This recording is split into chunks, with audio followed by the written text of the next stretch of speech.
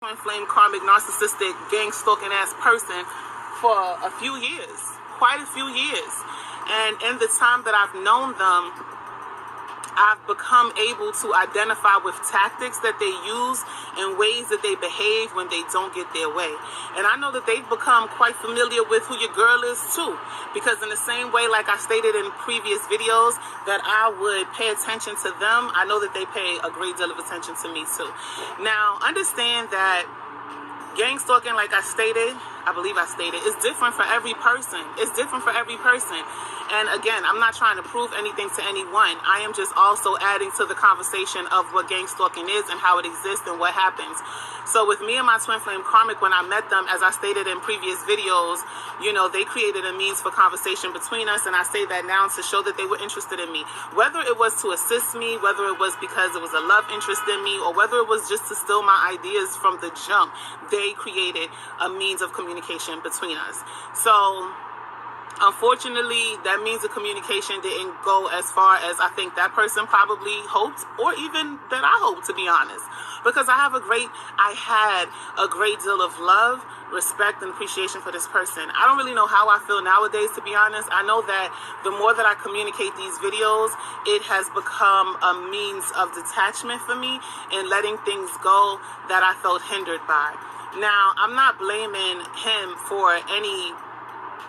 I do believe that there are some things that this person has held back from me, and again, energies that this person has created and sent in my direction, including his friends and other people to keep tabs on me, figure out what I'm doing, and even try to finagle their selves into my life in some sort of way so that they can create a narrative about me, right?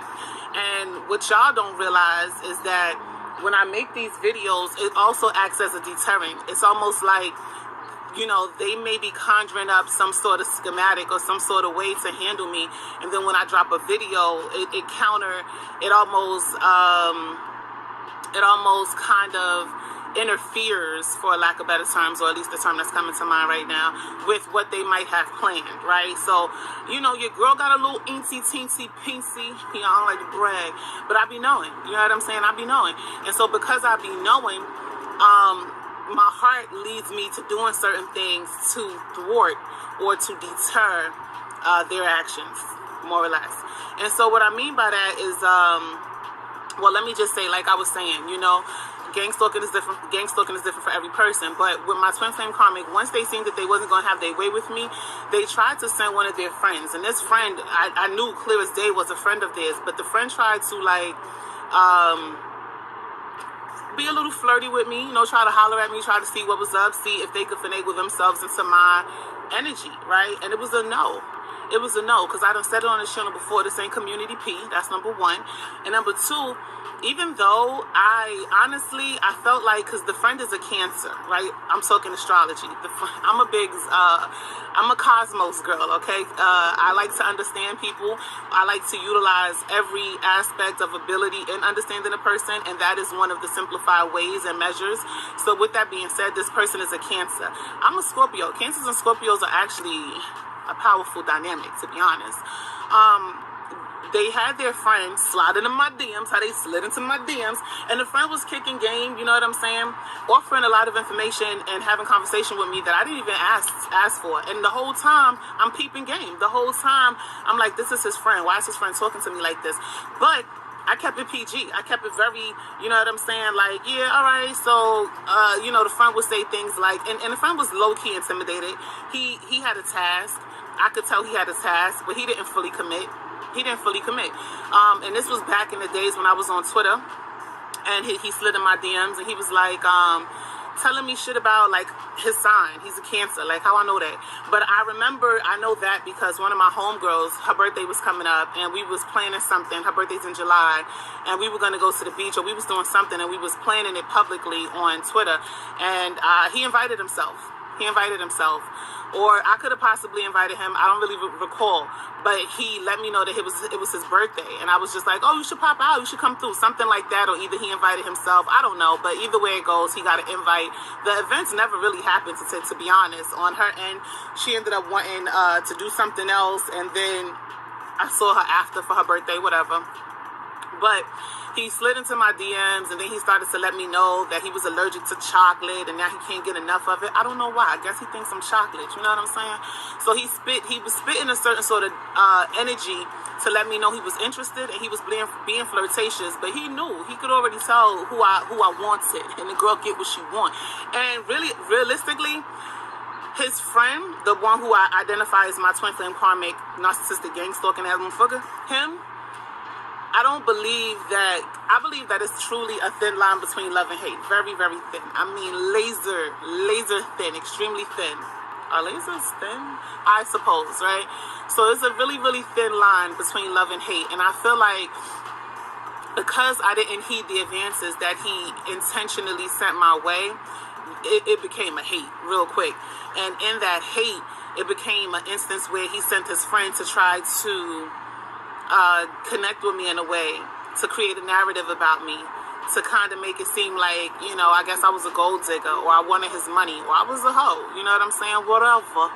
But one thing about me is I don't let other people dictate who I am, which is why he never got to see me in the ways that he wanted to see me, nor did his friend.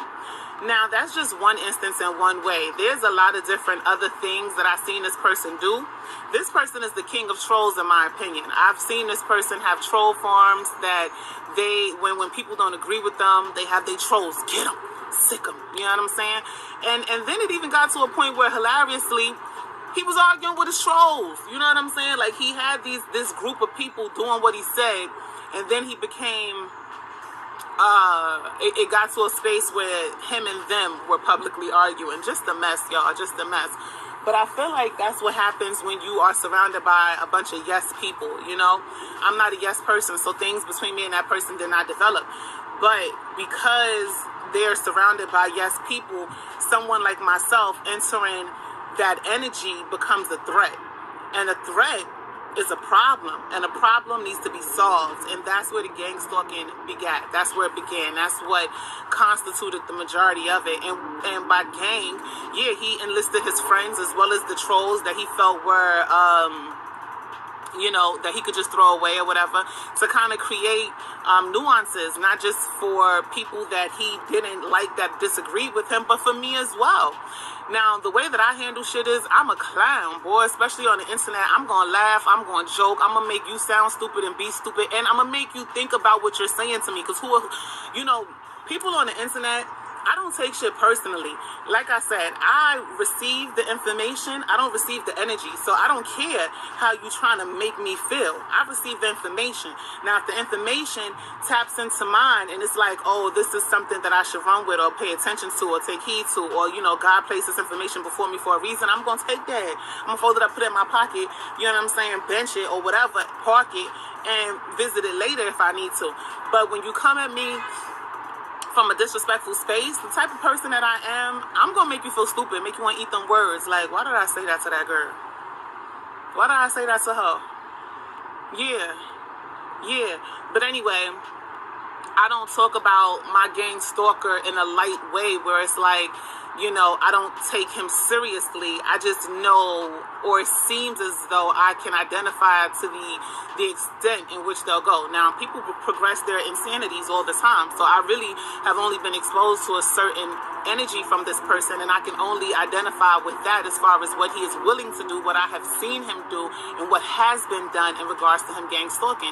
And when it comes to my YouTube channel, YouTube is the only platform that I have right now currently, and I do feel like, you know, I get in my feelings when I post certain things, and I'm posting at the right time, and it has been a proven record for me personally to post and to share certain information, and then it gets 1 or 2 views for like 3 hours, 4 hours, 5 hours. To me, that is him being a gang stalker. To me, he done picked up the phone and called whoever he know at YouTube and said to them, hey, yo, pause this. I don't need this to get here or there or anywhere.